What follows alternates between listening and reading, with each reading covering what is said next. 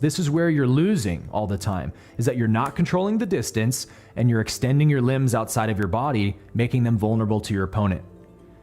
And so that changed everything, right, for me. So in that exact analogy, this is what I'm teaching you today with taking and keeping.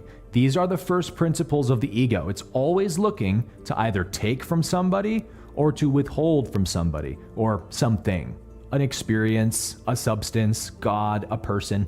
Taking and keeping are the only two motives the ego has.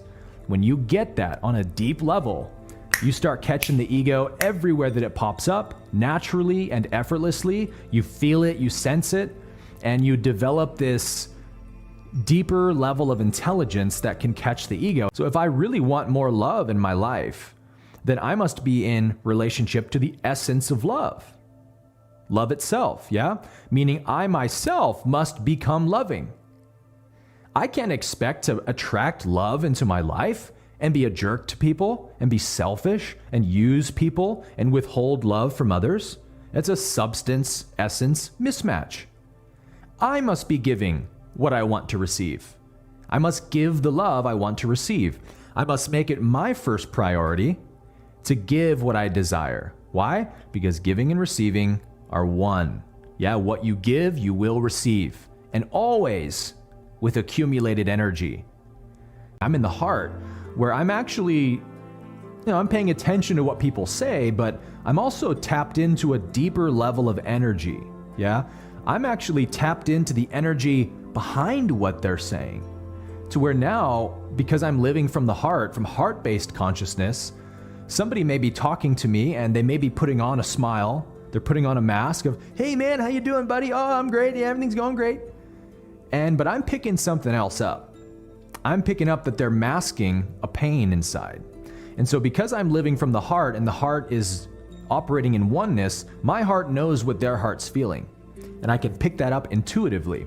And so maybe I don't get some huge download about what their trauma is or something, but maybe I just say, hey man, can I be real with you for a second? I feel like I'm sensing some grief that you're holding in, or I'm feeling that something's off. Are you doing okay, man? Everyone must come to the place where they realize I'm in many unloving relationships with life, many abusive relationships with life. As we've said, with other people, with food, with your past memories, with your body, with your health, with the music you listen to, with the content you digest. Are you digesting negative, addicting negative content? Well, you're in an unloving relationship then with YouTube or with Instagram. This framework of relationship extrapolates to everything in your life, definitely including social media, right? So we all have to come to the place where we recognize this pattern of being in an unloving relationship with things, to purify any element of our life that doesn't reflect heart-based consciousness. You only have to ask this one question in terms of anything: your job, your work, your boss, the email you're writing, the text message you're sending. If you're ever in doubt, if you're coming from the heart, ask yourself, okay, is there any taking and keeping energy going on here for me? Am I trying to take something from this person or this thing? Or am I trying to withhold something good?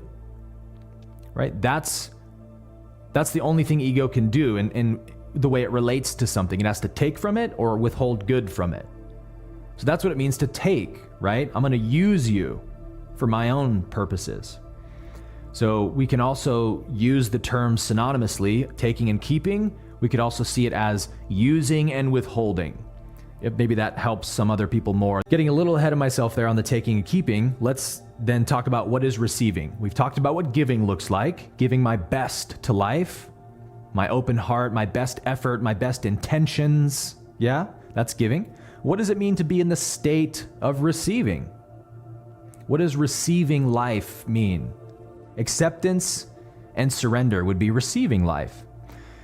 I receive life by accepting life as it is, yeah? By not fighting with life, not trying to argue with life, not trying to change and manipulate life and bend it to my will and force it to work in my favor. That would be a non-acceptance of life. Receiving life is to show up to accept however life presents itself to you today. Whatever the flow of life gives to you, I say yes to it.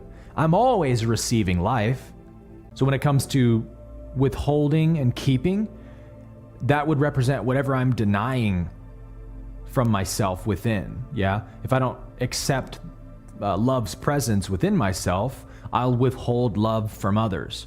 I can't afford to give away the tiny morsels of love that I have. You know what I mean? I'm lacking love. I can't afford to give away my love. I'm already, lacking it.